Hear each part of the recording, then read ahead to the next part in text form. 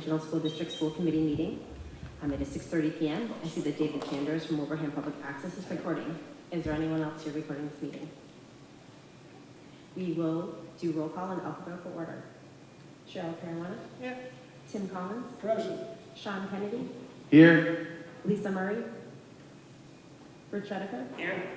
Mike Tirabassi? Michelle Boudreau? Here. If you please stand, Tim will lead us in the Pledge of Allegiance.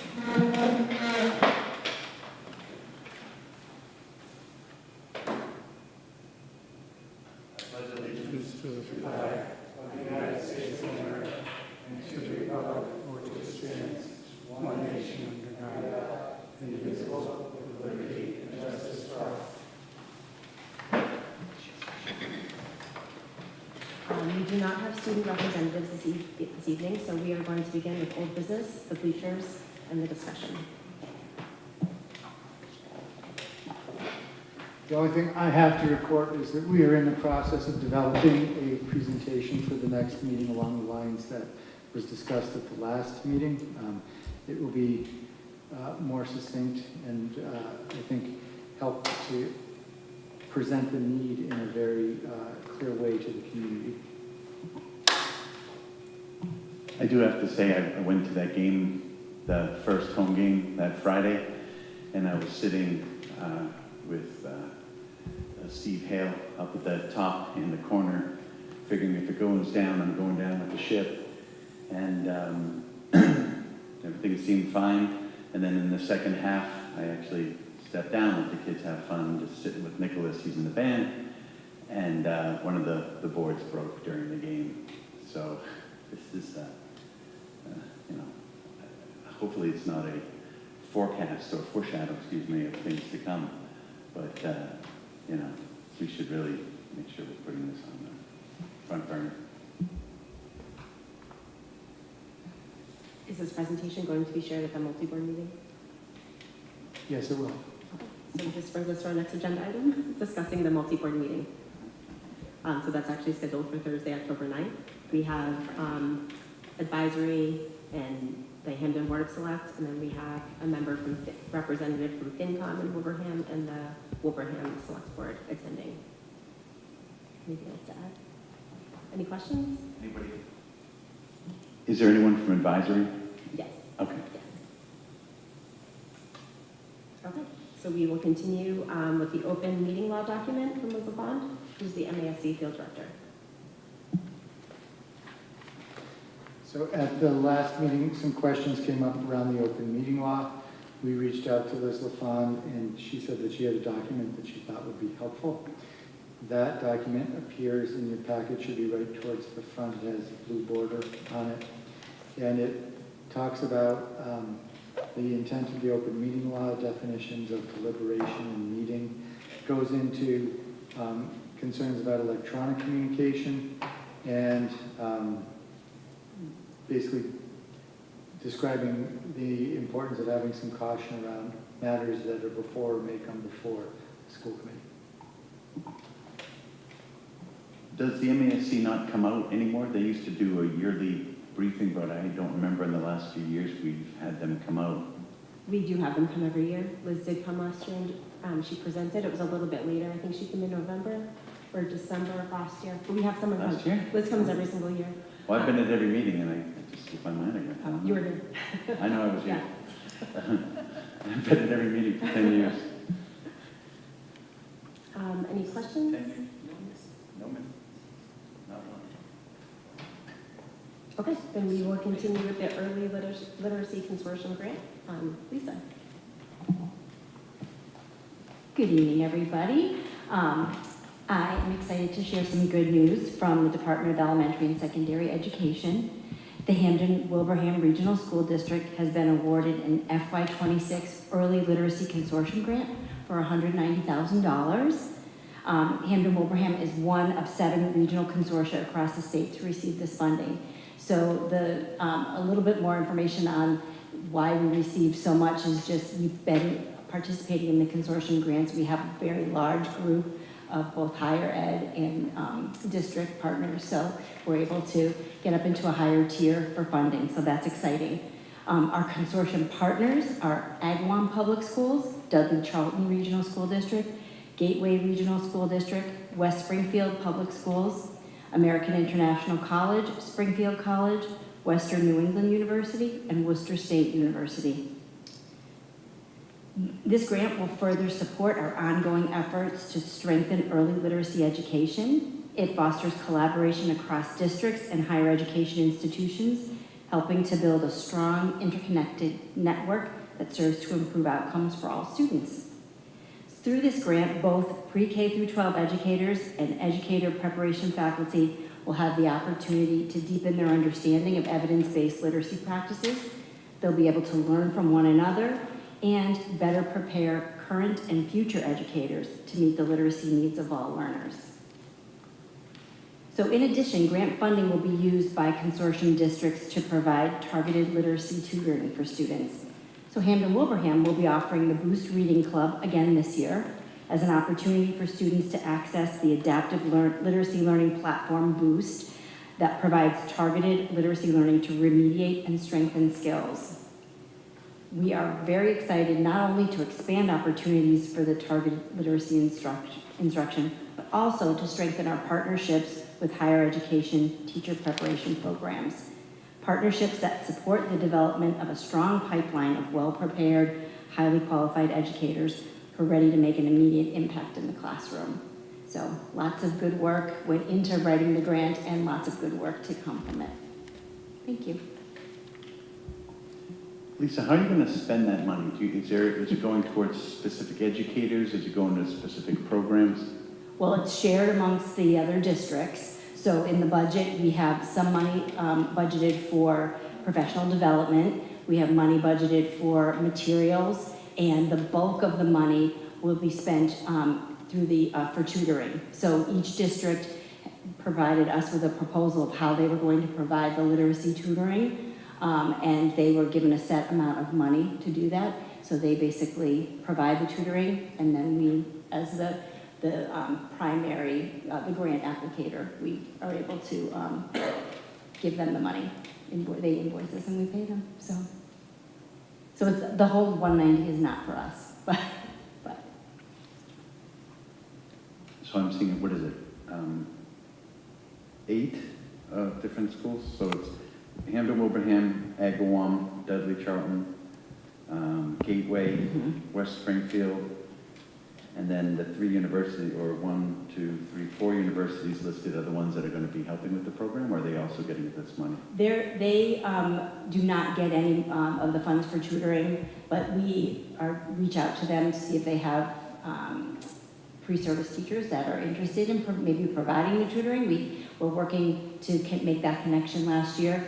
They participate in all of our professional development. We are working with them to be hosts for some of the professional development so that our teachers can go to the universities and make the connections there. So they're really great partners to help us, think about what do our student teachers need in their preparation, so when they come to us, they know what high quality and evidence-based literacy instruction is. So they don't get, the higher ed organizations are not receiving any funds, but they're benefiting from what the funds are providing. Thank you. Thanks. I was just wondering, thank you. When will it start? Is it just a summer program, or is it going to be throughout the year during breaks? Great question. Last year, we received our grant funding very late in the year, and so we were only able to provide the Boost Reading Club April, May, and right into the beginning of June. That's what I remember. Yeah. But this year we have the funds now, so we are in the process of posting for people to actually do the tutoring and be the Boost Reading Club leaders.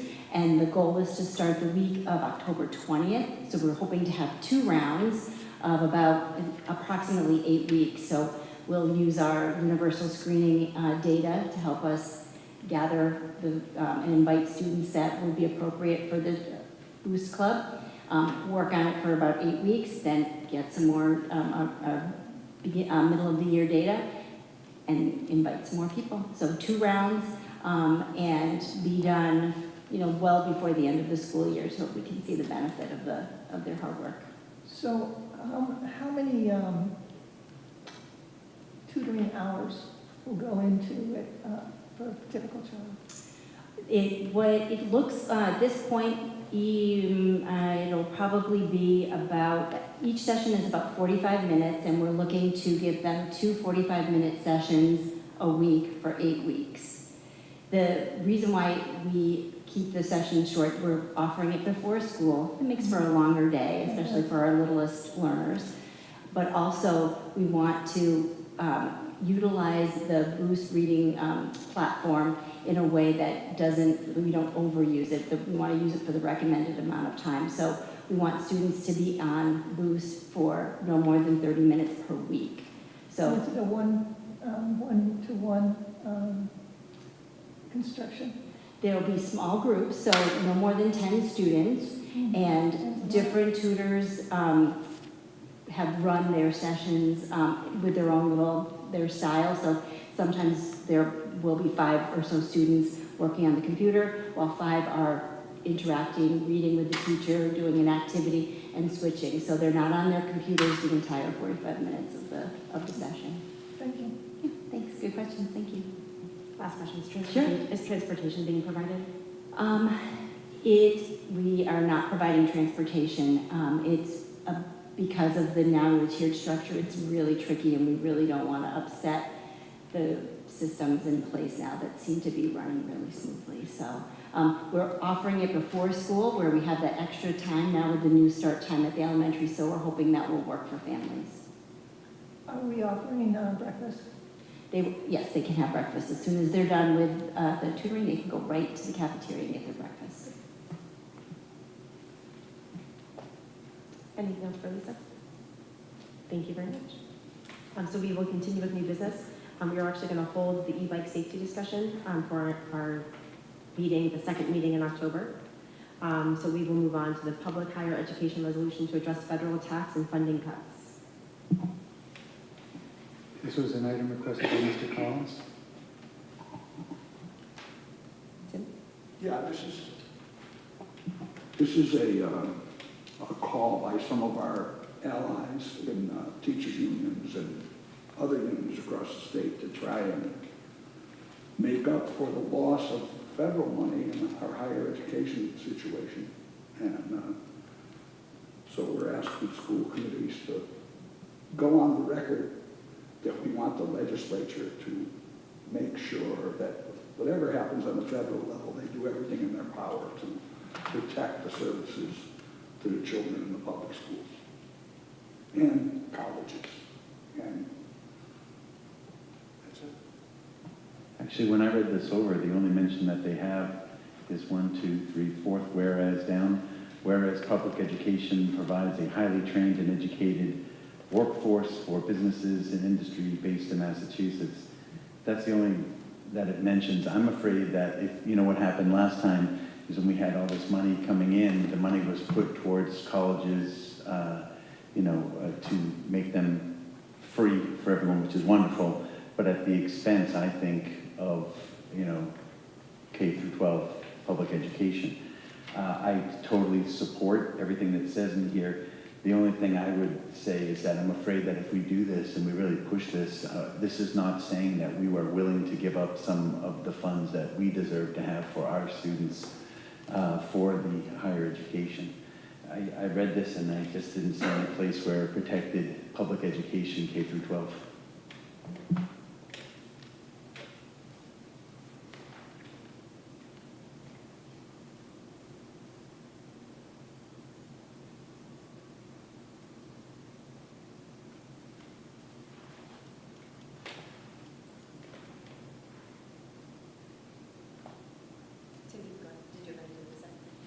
Did you have anything to add? I hear Sean's concerns, and quite frankly, we probably ought to write a resolution and start circulating it to school committees who are in the same situation that we're in.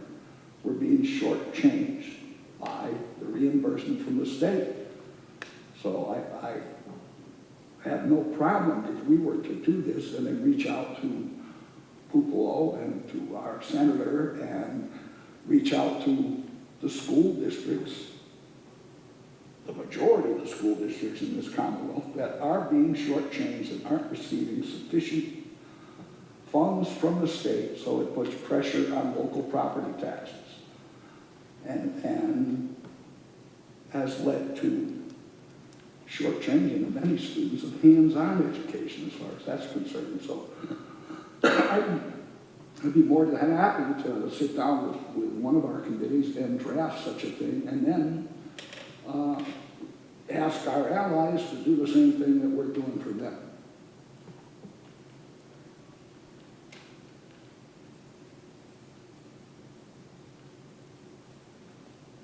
Does anyone else have any comments to make?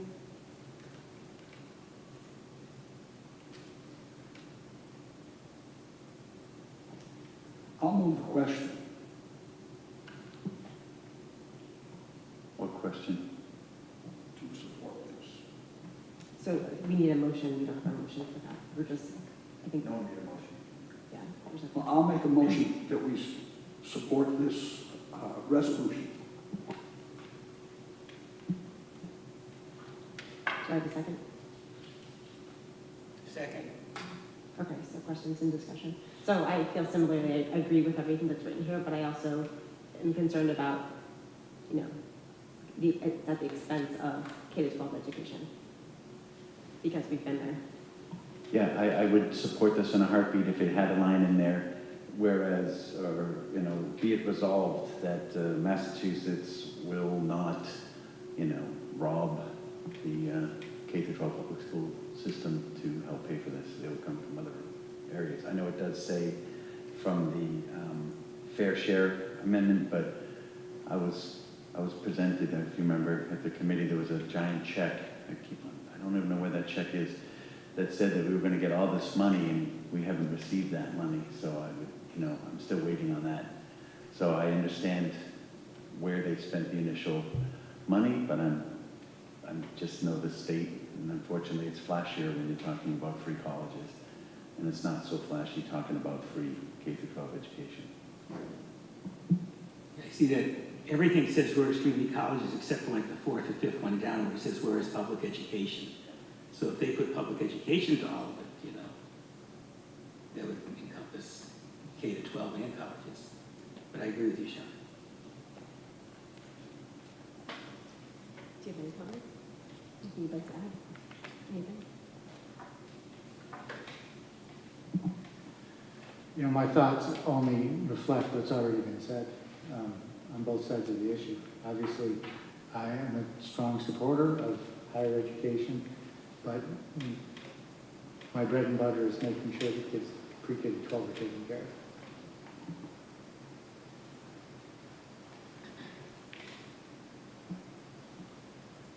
Okay, so if there's no more discussion, we can do an all in favor. Aye. So that's 2. And those opposed? Aye. Or nay? Nay. Yeah. Nay, nay. That's what you're saying. Yeah, yeah. So motion passes. So it was 2 to 3. There was 2 for. Right? 2 ayes. So Tim and Cheryl were for, and Sean, Rich, and myself were against, were opposed. What I'm concerned about is, were you thinking of having, if we had been in the majority, writing an alternate resolution to send to the state from our district? I mean, what was, My thoughts were that the reason why people are voting against it is they're worried about the limited amount of money we spent on education, and if we take some and spend it on higher ed, it'll be less for us. All right? And I understand that. Same thing as if we spend money on cleaning up the air in the middle school and fixing the bleachers. It's going to put a strain on us.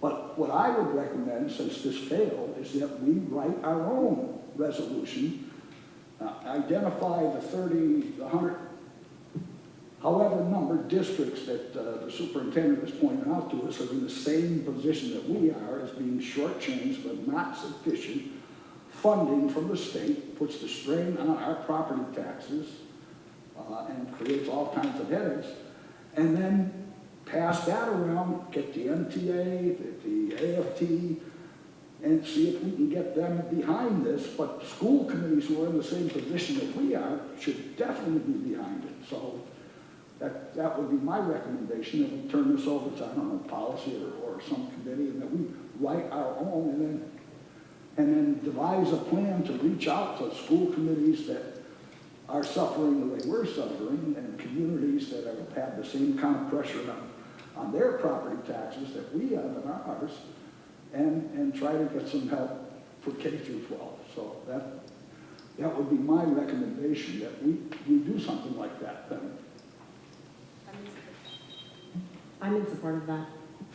I agree with that. Just one point based off of what Tim had just said. I've been talking with Dave Roy and Ed Sinandella, who Dave Roy is in charge of facilities, and Ed Sinandella had been in facilities before, and I believe he is HVAC certified, which is another good reason why we had it around all those years. About the CO2 at the middle school, and they are doing things to mitigate it. There's the supply of air from outside to inside.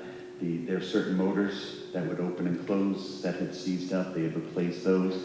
They have some dehumidifiers in the different classrooms, and they did a test in November with people in classrooms, and they brought them down from, what was it, we had a high of 1,600 parts per million of CO2, and so far in June, they brought it down to, the highest was 1,256, and in most cases a lot lower. We want to get it between the 800 and 1,000, as Tim knows, area, you know, for it really to be safe, and for people to know that, I think if you just do the CO2 test outside, it's the low 400s.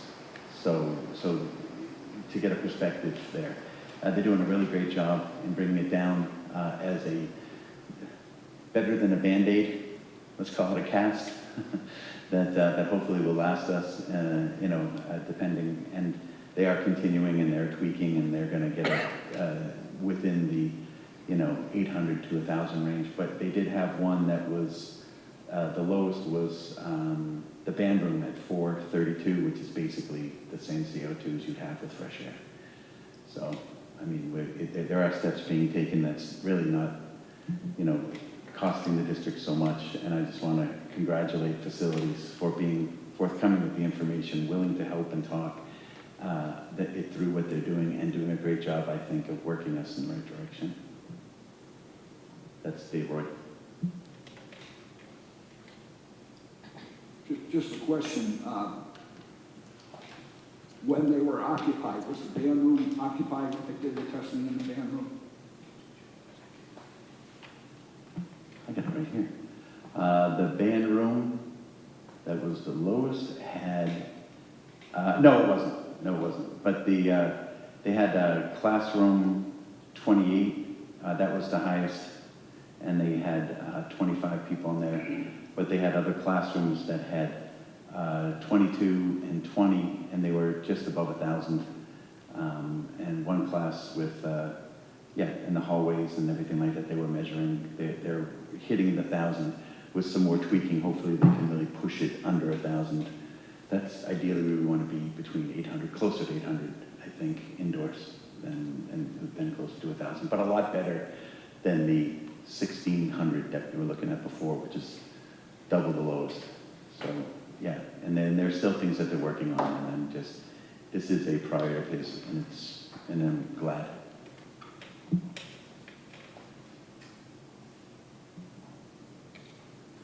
Okay, so we will continue. So the Assistant Superintendent for Finance Operations and Human Resources, Doug.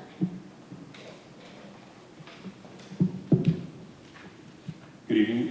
So what I'm sharing with you tonight is the fiscal 24 audit reports.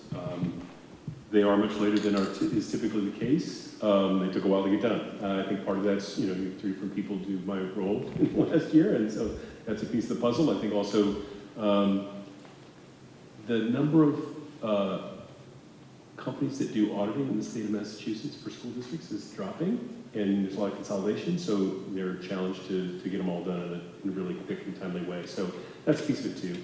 Not to make excuses for auditors, but nonetheless, they do have a busy schedule. And if you get out of sync in getting stuff to them, that slows things down. Just to stop and restart, that sort of thing. Short stories are that we're in good shape as far as our audit, our processes, procedures, that sort of thing are in pretty good order. There was a finding, so in the course of getting an audit, besides telling you about your sort of general statement of financial health and where you are, it also looks at procedures. One thing I always like to note is that when you read through some of the audit, they spend a lot of time telling you what they do, and a lot of time spending a lot telling you what they don't do as part of the audit. So it's not a line-by-line, transaction-by-transaction kind of thing. They take samples of these things to get a sense of your process and procedures, make sure they work for you and represent your financials in an appropriate way. And we're in good order in that regard. The one finding was with regard to how we provided census information for our OPEB evaluation. So OPEB is the other post-employment benefits. We hired actuarial to do a calculation to project what our likely post-employment benefit liability is going to be. It is dependent upon our active roster of employees, current retirees, who has health insurance, who's eligible for health insurance. They do things like how long is everybody going to live, how long are they going to take advantage of this sort of stuff, and then they make estimates on what they think health insurance costs are going to be, what your investment money into an OPEB trust will earn as interest. It's the same logic that's behind the pension plans with the state pension plans as well. So it's critical that they get good census data. Our data had some flaws in it. That's why it was a finding. As part of a finding, what you do is you write a corrective action. I went through the questions that they raised and then thought about my experience in other districts and how we went about this process. We gathered pieces of information from our retirement organizations, Hamden County Retirement, the MTRS, as well as our insurers that carry health insurance policies for our staff and their spouses and surviving spouses, that sort of thing. So we gather all that information. It's really a matter of sort of cross-checking that a little bit better with data that we have on hand to make sure everything lines up and is accurate, because that makes our actuarial's estimate of our liability much more accurate. So we'll do that moving forward. Otherwise, the things you want to see in these kinds of reports are things like the opinion is unmodified, which means what we gave them is a reflection of what is the true state of our financial health. You want to see no material weaknesses and no significant deficiencies. Those are other terms of the art that they use. We didn't have a significant deficiency that we addressed with our corrective action. But otherwise, it's in good order. I will tell you as a prelude for fiscal 25's audit, there's a piece of our auditing and our accounting of our liabilities that they're changing this year. So the rules, the GASB rules, have been modified relative to what's called compensated absences. So we have the liability for all those sick days that people have in the bank. And whatever benefits or ways in which we might pay out those at people's retirement, that's what we have to do an accounting for sick days, but also for vacation days.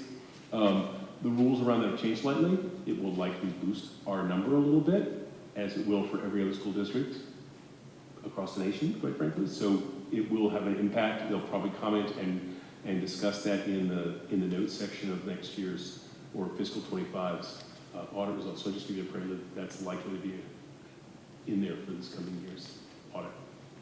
I'm happy to answer any questions people have. No, the review was very detailed, and I'm glad we're making the changes. Thank you. Anyone else? Okay. It is now time for public comment. Is there anyone here that is interested in making public comment this evening? Okay. So we will continue with subcommittee updates. Curriculum subcommittee, I know there's been no meetings yet. Okay. Planning committee, nothing to report at this time. Finance operations and technology subcommittee, Until we meet as a group to meet with Wilbraham was to talk about how they would like us to proceed forward and how we would decide to proceed forward. I thought it was probably best to wait till we've decided that rather than jump the gun. We do have to have an organizational meeting, but that'll happen probably mid-October, I would say. Do we have a time when the planning is going to be meeting, a date for the next time we're meeting? We don't have a date at this time. I would assume it also happen after the night. Yes. There's a Thank lot you. hinging on that. Our PVAC collaborative representative, Lisa's not here this evening, and there was no report submitted. Negotiation subcommittee, nothing to report at this time. Policy subcommittee, We haven't met, so, and, There's Mike's a not policy here. for third reading. Someone wants to present that? do you want to present the policy? Which one? It's policy IJNDB, use of technology in instruction. So it's the third reading and possible vote. Like to read.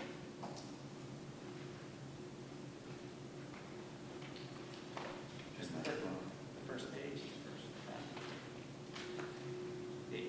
with guidance provided by the Massachusetts Association of With guidance provided by the Massachusetts Association of School Committees, the Policy Subcommittee has once again begun in earnest in the arduous process of reviewing and updating school committee policies. We have requested that the Policy Manual Subcommittee updates be a standing report on school committee meeting agendas. We're presenting the policy for a third reading and possible vote under use of technology in instruction. Purpose. Read the whole thing? Just say, No, okay. so just, so, We have them, and I believe they're all Yeah. posted as well. Yeah, so, use of technology in instruction. So, motion. Do you want to make a motion for us to accept? so let's make a motion to accept this policy as I just didn't read it. Second? Any questions or discussion? Okay, all in favor? Aye. Aye. Is anyone opposed? Okay, so Thank you all for your support. Thank you. Thank you. Motion carries 5-0. Thank you. So we will continue with, and there's nothing to report on the superintendent evaluation. And there's the LPVEC Corporation representative, Mike is not here this evening. So we will continue with the consent agenda.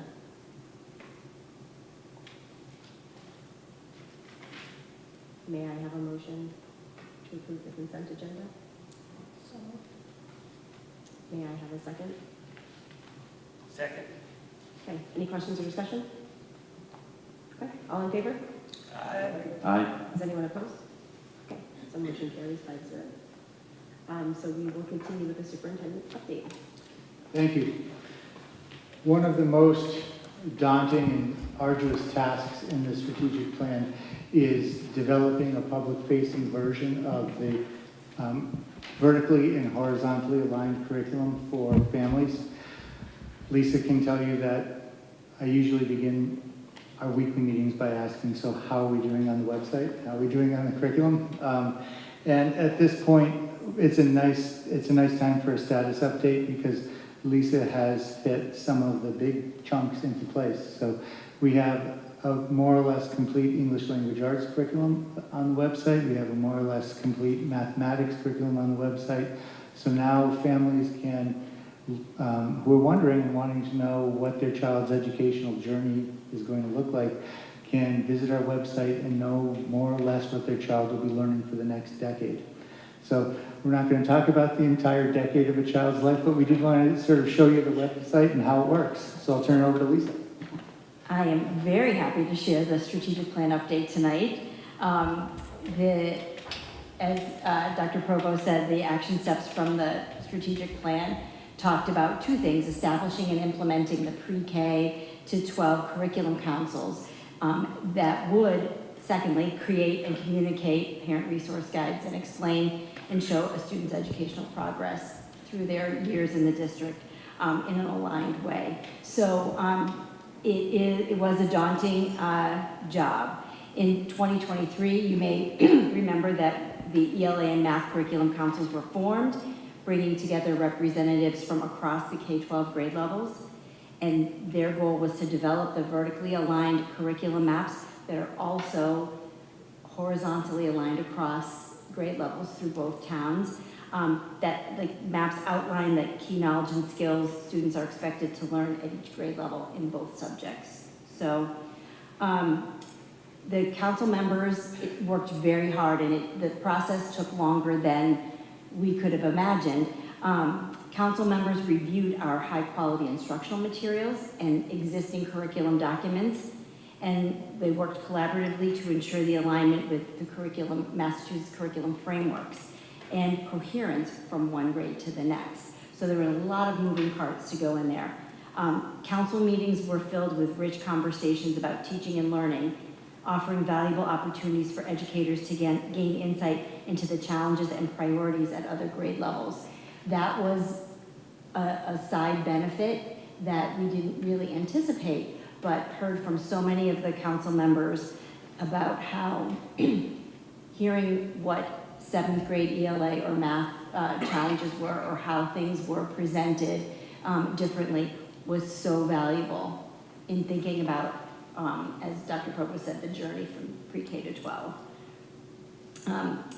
The curriculum councils dedicated significant time and effort to developing curriculum maps that are comprehensive and accessible to families, providing a clear overview of what students are learning in math and ELA throughout their academic journey. It was complex and demanding work, but I am very grateful to the many skilled educators on the councils whose expertise and collaboration made this effort successful. The maps outline when topics are introduced, the learning standards that guide instruction, and provide detailed unit overviews. Each includes essential questions and core understandings or big ideas, and pacing and scope of the instruction. While the maps serve as valuable tools for understanding the curriculum, it's important to recognize that they offer an overview and don't fully reflect the richness of daily classroom learning experiences. Classroom teachers are the ones that flesh all of that out and communicate that with families regularly. The development of the curriculum maps is an ongoing process. We'll continue to expand to include additional content areas. This year, physical education and health curriculum maps will be created to reflect updated instructional materials and the most recent curriculum frameworks. In addition, there are plans to convene a science curriculum council, beginning with the development of aligned maps for Project Lead the Way, and then moving on to science, technology, and engineering. Before I show you, and Erin will show just a little bit about what the website looks like, I want to thank the Math and Curriculum Council members and the principals for all the effort that went into these maps. It was not just the meetings, but the take-home, the working at their computers to make this happen. So, Erin's got the curriculum and instruction area of the website up there. So if you scroll down, just a little introduction there, and then we get into the curriculum map section. We included our English language arts and instructional vision that was developed by the Curriculum Council to address what we believe ELA instruction should look like, what it looks like for teachers, what it looks like for students. And then if you scroll down, here are all the curriculum maps organized by grade span. So if you look at the grade 2 knowledge as an example, this is what they look like, organized with the title of the unit and the story of the unit, which is the unit overview. So you get a bigger picture of what happens during that, the unit fairy tales and tall tales. The essential questions, which it's what do you want students to be able to connect their learning to at the end of the study. How are stories from other places and times about me? That's kind of big, really deep thinking there. This includes overall learning outcomes, so skills that students will be able to do by the end of the unit, and then those big ideas or enduring understandings about fairy tales, tall tales, If you scroll down just a little bit more, Aaron, for Unit 1, those are the standards that are instructed and the standards that are assessed are listed there as well. And some report card language so that families can connect, you know, what does this look like on the elementary report card? And then how long the unit takes. So 9 lessons be completing and assessed by the end of September, just kind of general information there. And then it goes through all the units. This is grade 2 knowledge units. And then I want to show you a little bit of what grade 6 looks like. This is the grade 6 ELA. So their title of the unit is Doll, World Doll, and Narrative. So it goes into the story of the unit again, the essential questions. How does an author create vivid moments in writing? They're focused on the writing of Roald Dahl. The standards, and then how many lessons, the test by mid-October. Another unit is on the Greeks. So you see we have tried to keep the same format so it would be easy for families to follow year to year, kind of looking at the same groups of information.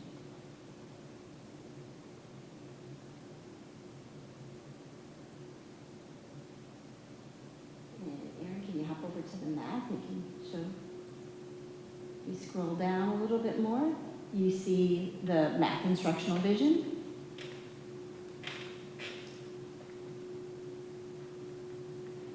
And then the math curriculum maps. If you go to grade 4 math,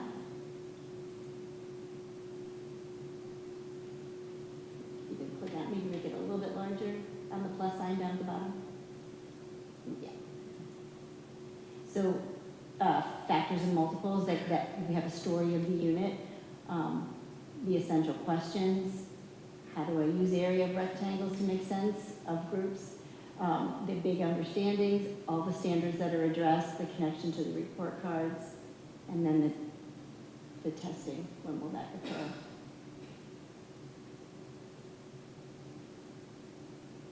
You can scroll down to the next unit. Actions, equivalence, and comparison. And then let's show geometry in the high school.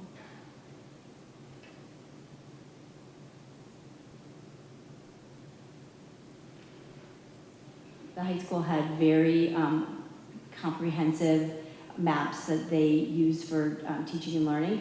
And so it was, part of the job was to kind of re-envision what they could look like so that they had the same format as the rest of the maps. So they did a terrific job with that.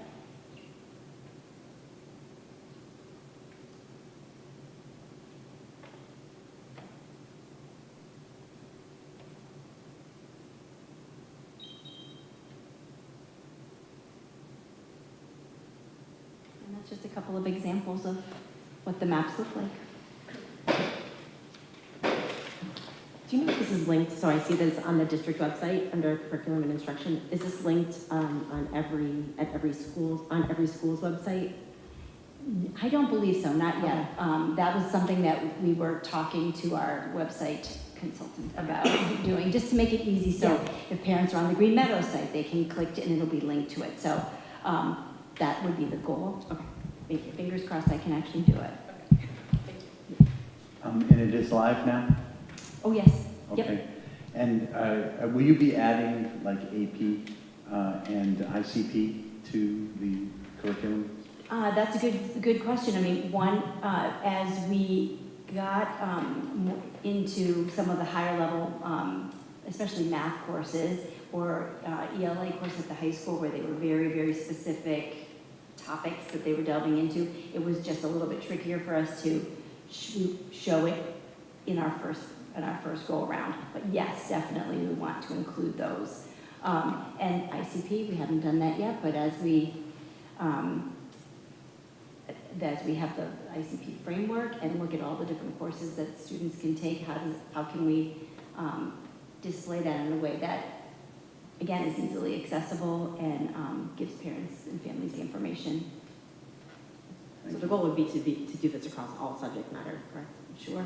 Yes. No, Yeah. I'm not trying to give you more, like, Sure. I'm asking. That is the goal. Okay. And the other thing that is, they're constantly updating too. So once you make one, it has to stay updatable. Right. So that's another piece of work we have to do, but, Looking forward, as you're updating, is there any way to build in some sort of communication with the parents if they're with their child trying to get to learn a fourth grade lesson, and they just don't know how to express it to the child, and the child's getting frustrated on maybe what, is, I don't know, onomatopoeia. So this is one piece of information for parents to use. It might not be as helpful if they're working in a unit or trying to support their child at home in the unit, but we do have other resources linked to the illustrative math parent website, so they can click on and get more detailed information, maybe something that could be helpful. Amplify, which is our literacy curricular material, has links to that provide the help that you're talking about. So it's like, what we're working on this unit on the Greeks. Let's see what help there is. Boost also provides some of that in terms of literacy, like foundational reading skills. So there's information there. Sometimes I feel like it's not as easy to find, but we're hoping that classroom teachers can also share with families. Like, if you're struggling at home or you have questions, here's something on the website that you could access that might be helpful to you. I would hope that in the years to come, we could get it more interactive with the parents, because I think there's a wide range of education in our communities. And if parents will look and try and help, and if they can't explain it in a way that their children understand, everybody's frustrated. Absolutely. We definitely, Cheryl, want it to be accessible and usable for families. So, yeah, keep working on it. I do have one little fun story, if I may, here. So last night, my son asked for some help with his homework, and they were looking at the Mayflower, people who came over on the Mayflower for a civics class, 8th grade ICP. And he was talking about the first government that was there and the document that they signed, and he was getting a little frustrated. And I looked at him and I'm like, that William Brewster was one of the men who signed that, and we're direct descendants of them. He's your 12th great grandfather that signed that. And it blew his mind, that the stuff, and then he actually went in and they looked at who signed it, and he saw William Brewster's name there. And it was just one of those cool things that I knew I had that piece of paper for a reason. It came in handy last night. But yeah, he's really enjoying the 8th grade. He's enjoying the curriculum. He's loving ICP. Great to hear. Thank you. All right, anything else? Okay. Our next, go ahead. Oh. Our next meeting is scheduled for Thursday, October 9th. It's here in the IRC at 6:30, so that will be our tri-board meeting. So both select boards from Hamden and Wilbraham will be here, as well as advisory and Representative from FinCom. Are there any future agenda items that you would like added to the agenda before we move to executive session? Yeah, I would like, so the future ICP, the different pathways that we're thinking of offering and the routes that we're going down on those, if we could have updates on those. I'm getting a lot of people who are asking, they just know that Nicholas is in it. And, I really want to sell this because it is such a great program. He's at the high school. He's loving the longer schedules, the different schedules. It's really wonderful. So I really want to get the word out about this, and if we could do it in our meetings, and I think that would be very helpful. Okay. We do have a need for executive session pursuant to Mass General Law, C Chapter 30A, Section 21A3, to discuss strategy with respect to collective bargaining with HWEA or litigation if an open meeting may have a detrimental effect on the bargaining or litigating position of the public body in the chair so declares. HWEA Unit A and C contracts.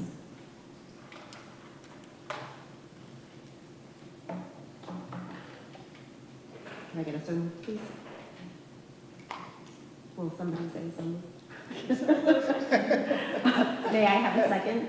Second. Thank you.